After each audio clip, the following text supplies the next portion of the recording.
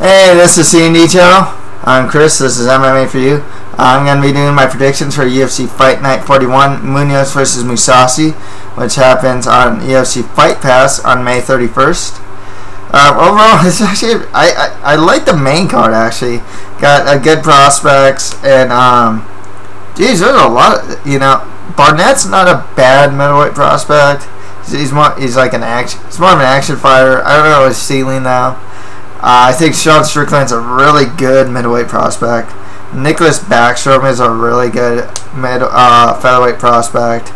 Niinimaki, though, solid fighter, just beat Hein.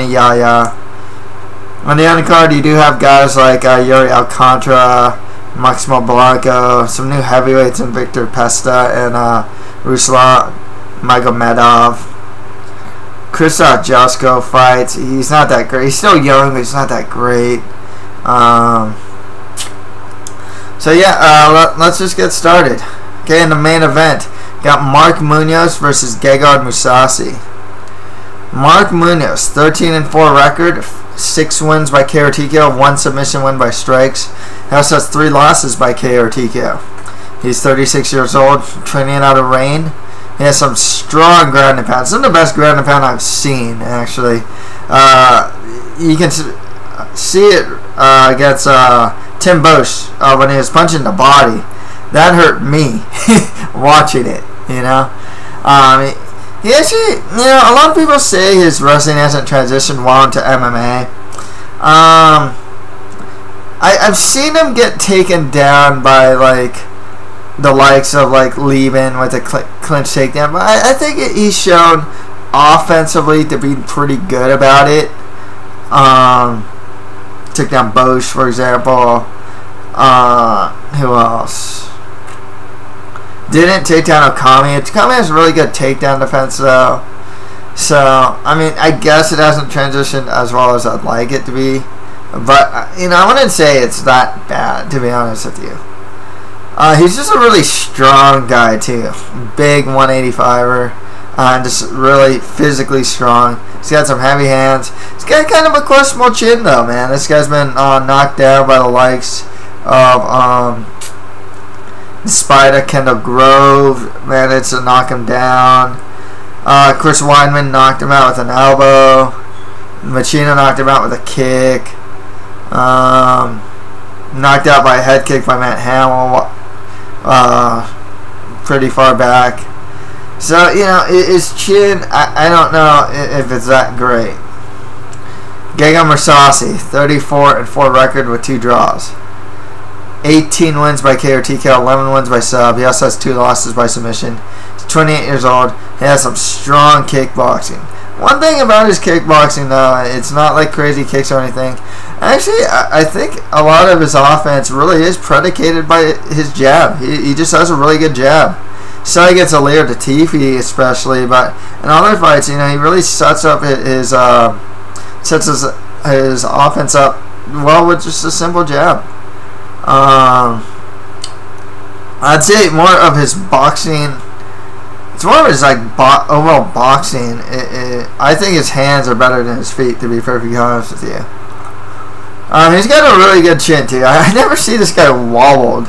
I've seen him take hits clean and act like he didn't get hurt. Seriously, he just walks through strikes easily. He's actually got some really good ground and pound. Knocked out Babalu with his ground and pound. Sokoju. When he's on top, reigning that ground and pound, it's pretty vicious. He's got some good Brazilian Jiu-Jitsu skills as well. When he's on his back, he'll go for triangles and throw a lot of offense from his back.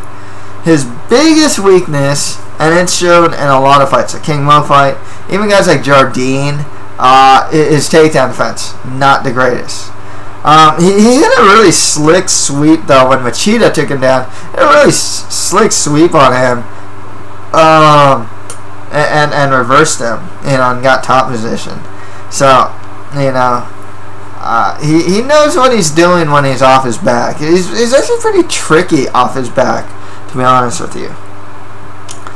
This fight's hard to call. It's 5 rounds, okay? I think Gegard Mousasi has more ways to finish. He can submit and he can beat his opponent standing. Munoz, I think if he wins, it's going to be through wrestling. I don't think he beats him standing. Maybe ground and pound finish. I don't think that's going to happen, though. For the most part, I think Munoz would win using superior wrestling and winning a decision. That's how I see it going on Munoz's side. But Mousasi's takedown defense, like I said, it's just not very good. There's just something about it. For some reason, he's just not good at defending takedowns. It's just not his game. He can also be a little too content off his back, which is problematic. So, this one's hard for me to call. Gegard Mousasi had a really good fight against Machida in his last fight. He lost, but he looked good. Munoz against Machida got knocked out and like within the first minute. He can look like really good against like Tim Bosch sometimes, or like other fighters around that level or lesser, but when he gets higher up there, he doesn't tend to look very good. Whether it's Okami, Chris Weidman, Machida, I mean, you got a lot of former champions, former title contenders. So it's no, it's, these aren't, maybe except for the Matt Hamill loss, and even then, he is his first fight in the UFC. He was raw as hell. I mean, that guy's just, he just didn't have a striking game pretty much. But all of his other losses, pretty respectable losses. So this also goes to whether Gegard Mousasi is that good. His best wins are a while back. I mean, the Jacare win with the up kick. I think he beat Lombard, right? I'm not too sure. I want to say he beat Lombard. But, you know, he has wins over like Babalu, Mike Kyle. I mean, he doesn't have too many trademark wins. Recently, his best wins have come a pretty long time ago. I think he beat Mark Hunt too, and Mark Hunt just had no grappling. So that's the thing. Is Gegard Mousasi really high up there and the type of opponent that Munoz can't beat, or is Gegard Mousasi, you know, more, maybe a top 10 but more of a number 10, you know, maybe number 9, maybe closer to the top 9 to 15? Is he that guy? I'm gonna go with him being higher up there. I think he's a really good fighter, strong chin, more ways to win, well-rounded except in wrestling. He does have good judo. You know what's funny? He has good judo. And you do see it, though. You actually do see that. Yeah, you see that aspect of his game going for, like, offensive takedowns. But, like I said, defensively, he doesn't defend takedowns very well. That's really the biggest phase of the game that's a difference maker. It's the wrestling, though. I'm still going to go with Mousasi to win this one. I think he can be able to... One thing that's good about having a jab, though, is it will make it harder for Munoz to shoot in. Okay? And like I said, he can probably do some really good damage on Munoz on the feet as well. So, yeah, I'll go with Gegard Mousasi to win that one. Next fight with that, Francis Carmont fights CB Dollaway. Dollaway has a 14-5 record, 6 wins by KO or TKO, 3 wins by sub. He also has 2 losses by KO or TKO and 2 losses by sub. He's 30 years old. He's 6'2", whereas Francis Carmont is 6'3". I make note of that because Carmont is a big 185er, but he's not going to like totally dwarf over like CB Dollaway. Dollaway trains out of Power MMA. He's a good wrestler.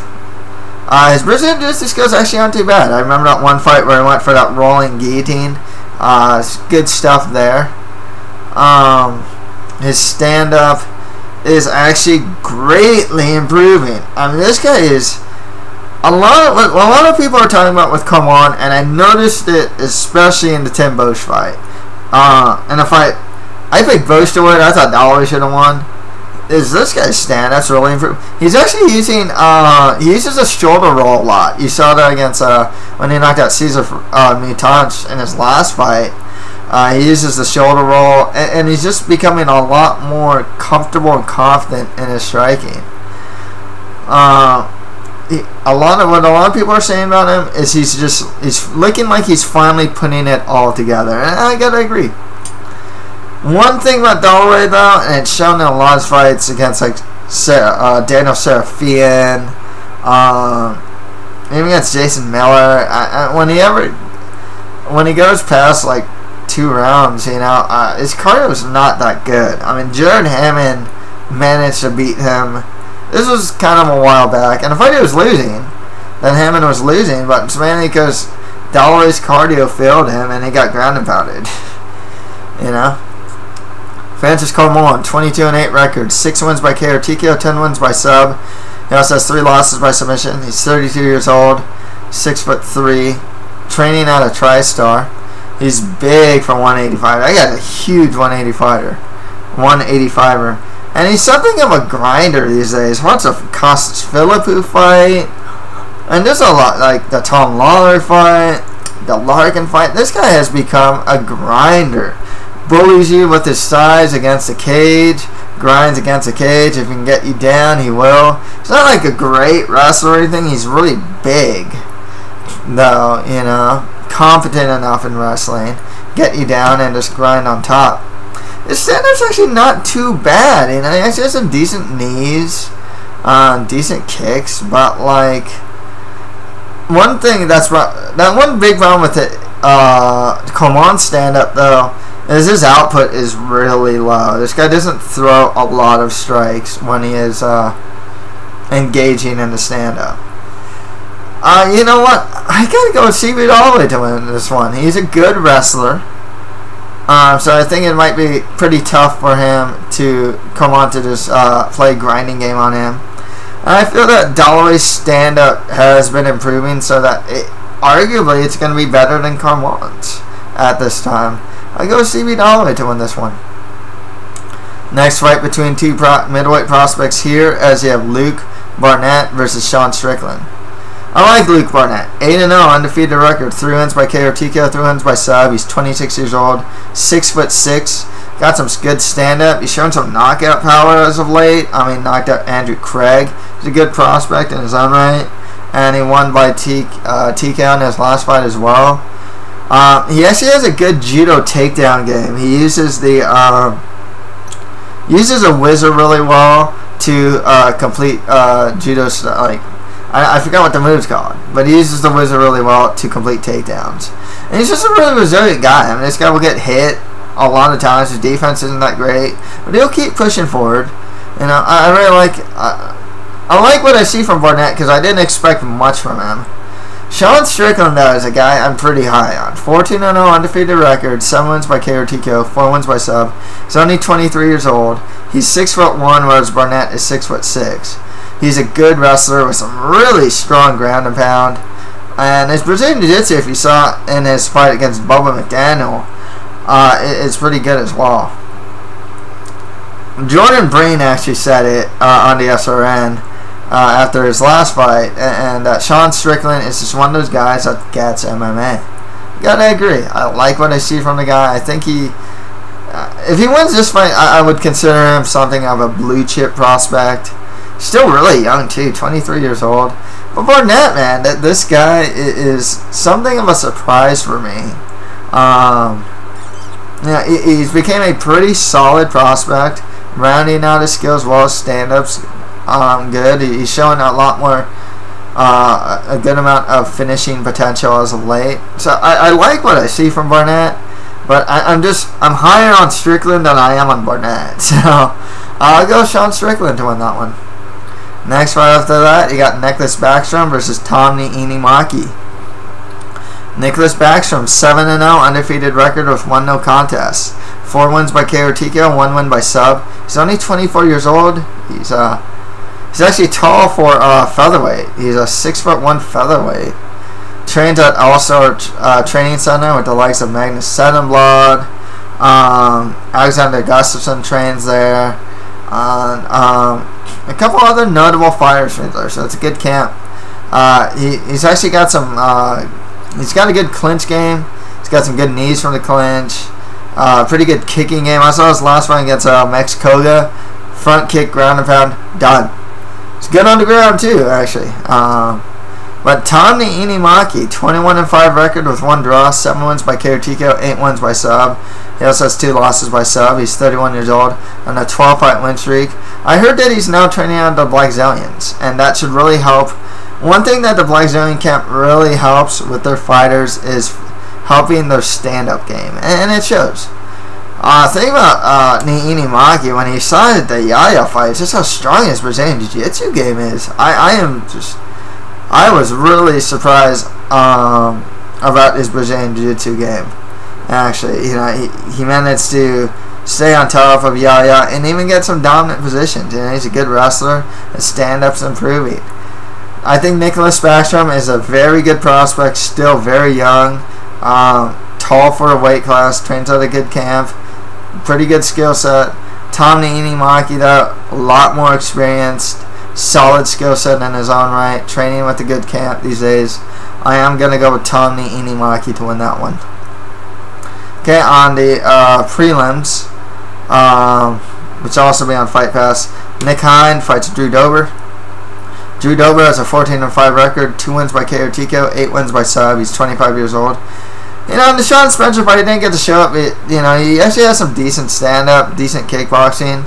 He has a lot of wins by Brazilian Jiu-Jitsu, but he would, like, drop an opponent and then, like, get a rear naked choke. It's not to say he has a bad Brazilian Jiu-Jitsu game or anything. It's just, you know, his 8 wins makes it seem like that's his game, but it's actually not.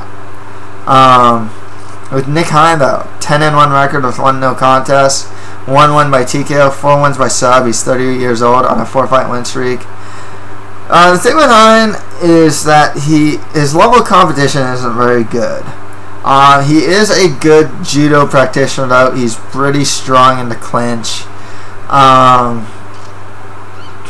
think he might be the better wrestler. I guess you can call it wrestler than Dober. It is his first fight in the UFC, so you don't know how he's going to perform there.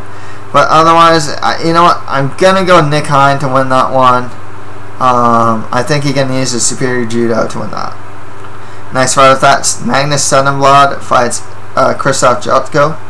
Krzysztof Jotko, 14-0, undefeated record, 4 wins by KO TKO, 2 wins by sub. 24 years old. Cedenblad is actually a pretty tall and lanky middleweight, 6'3". Middleweight, right? Yeah. Well, Jotko's 6'1". Jotko actually has I want to say good stand-up. It's like average. He has a good clinch game. He can grind. He can be something of a grinder, though. And he saw it in his last fight against Bruno Santos. Yeah. He can be something of a grinder. Magnus Cedenblad, 11-4 record, 6 wins by KO TKO, 4 wins by sub. He also has 3 losses by submission. 32 years old, training out of All Stars Training Center. He showed he actually won his last fight against Jared Hammond by guillotine. His stand-up actually isn't too bad. The fight before that, he got rear naked choked though by Francis Carmont. Tough for me to call, but I'll go Krzysztof Jotko to win this one. I think he might be able to grind out a decision here. Next fight, that Iuri Alcantara fights Vaughan. Vaughan has a 14-9 record with 1 draw, 4 wins by KO TKO, 7 wins by sub. He also has 2 losses by KO TKO and 6 losses by sub. He's 31 years old. He's got some good Brazilian Jiu-Jitsu skills, but in his most recent fight against Nam Phan, he showed some really improved boxing. I liked his head movement. He managed to really rough up Nam Phan. The thing is, though, I remember there's the thing with Nam Phan these days is he gets roughed up a lot. Like Dennis Seaver managed to rough him up, and Jimmy Hettis managed to just put a grappling clinic on Nam Phan as well. So while he looked good, I don't know if I should overvalue how he looked, because a lot of guys have recently looked good against Sam Fan. But that said, he's fighting Iuri Alcantara. 29-5 record with 1 no contest. 12 wins by KO or TKO. 12 wins by sub. He's 33 years old. He's got some really good Muay Thai. Good head kicks. I always say this. I always use the stat with him, but he at lightweight he knocked out Ricardo Lamas actually back in the WEC. He's got some really strong and tricky Brazilian Jiu-Jitsu. I mean, the way he managed to hold back mount against Faber, he went to the ground with Wilson Hayes and held his own with Wilson Hayes. You know, and that's his most recent one, was Wilson Hayes. He's a pretty good fighter himself. One thing about Iuri Alcantara, and it showed against the Joaquin Diaz fight, is his takedown defense is not very good, and he can be a little too content off his back. I don't think that's a problem though, because I mean there's guys that can stifle what Alcantara's doing from his back, but I don't know if Vaughan is one of those guys. You know, like Alcantara's ground game's really good and his striking's really solid. I'm pretty high on Iuri Alcantara, very well-rounded fighter, except for his takedown defense. Everything else is very strong. I'll go with Iuri Alcantara to win that one. Next fight up, Pawlak fights Peter Sobotta. Oh, Peter Sobotta is making his return to the UFC as he has a 13-4 record with 1 draw, 4 wins by KO or TKO, 9 wins by sub.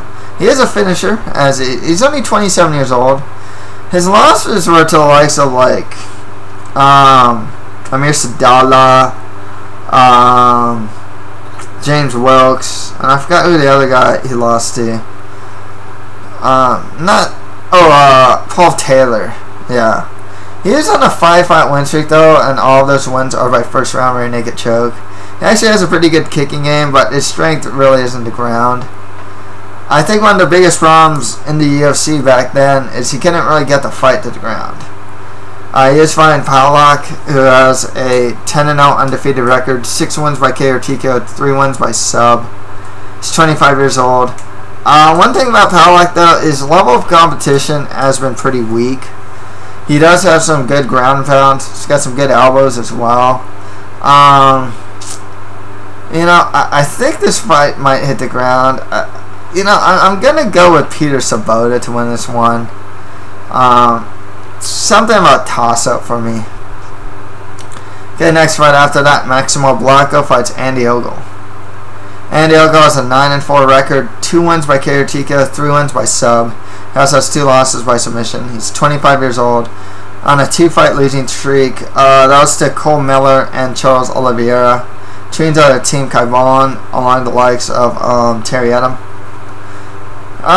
One thing about Ogle, he's very game. He's always in the fight. Stand-up solid. His Brazilian Jiu-Jitsu is not too bad. Decent wrestler. I thought he beat Akira Kurosawa, which was both their first fights in the UFC, if I'm not mistaken. He's fighting Maximo Blanco, 9-6 record with 1 draw and 1 no contest. 7 wins by KO or TKO, 2 wins by decision. He also has 2 losses by submission. He's 30 years old on a 2-fight losing streak. Was recently losing to Felipe Rantes. Rantes is pretty good though. And before that, he has a DQ loss to Akira Kurosawa. Stand-up's really good. He has a good uppercut, and he's actually got some pretty heavy hands. He's a good wrestler too, and his takedown defense is pretty good as well. The biggest problem with Maximo Blanco, I always say this, is you can never rely on this guy because he has some mental issues. It's just he cannot follow the rules. Let me recap. Okay, he had, I think, his leg locked against Pat Healy. Sat on the ground, started stomping his face. Knee to grounded opponent to Akira Kurosawa. Constant fence grabs against Sam Cecilia. Jeez, who else? He fought Brimage. I don't think there was any fouls there. He just looked really bad in the Brimage fight. But yeah, man, Maximo Blanco is just, I don't know why. This guy cannot seem to follow the rules. He's not reliable in the sense, because the guy that beats, in a sense, he beats himself a lot of times. Nonetheless, I'll go with Blanco to win this one. I think he's a better fighter than Andy Ogle. It's just, oh man, you know, he doesn't follow the rules really well. And finally, we have Ruslan Magomedov versus Viktor Pesta.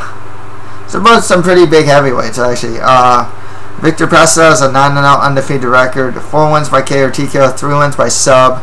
He's 23 years old, 6'4" heavyweight. He's got some good ground and pound, actually. Ruslan Magomedov, 11-1 record. He has some notable wins over Rico Rodriguez and Tim Sylvia. Kind of past their prime guys, but nonetheless, you know, not the worst guys to have on your resume. 4 wins by KO or TKO, 2 wins by sub. He's 27 years old. He's a 6'5" heavyweight. So a 6-fight win streak. He's got some decent stand-up as well. Both of them, it's their first fight in the UFC. I'm going to go with Ruslan Magomedov to win that one. Okay, to recap on the main card, I have Gegard Mousasi over Mark Munoz. CB Dollaway beating Francis Carmont. Sean Strickland over Luke Barnatt. And Tom Niinimaki over Niklas Backstrom. On the Fight Pass prelims, I have Nick Hein over Drew Dober. Krzysztof Jotko beating Magnus Cedenblad. Iuri Alcantara over Vaughan. Peter Sobotta beating Pawlak. Maximo Blanco over Andy Ogle. And Ruslan Magomedov over Viktor Pesta. So that's it for my UFC Fight Night 41 predictions. If you have any comments, just leave them below. That's it for MMA for you. Thank you guys very much.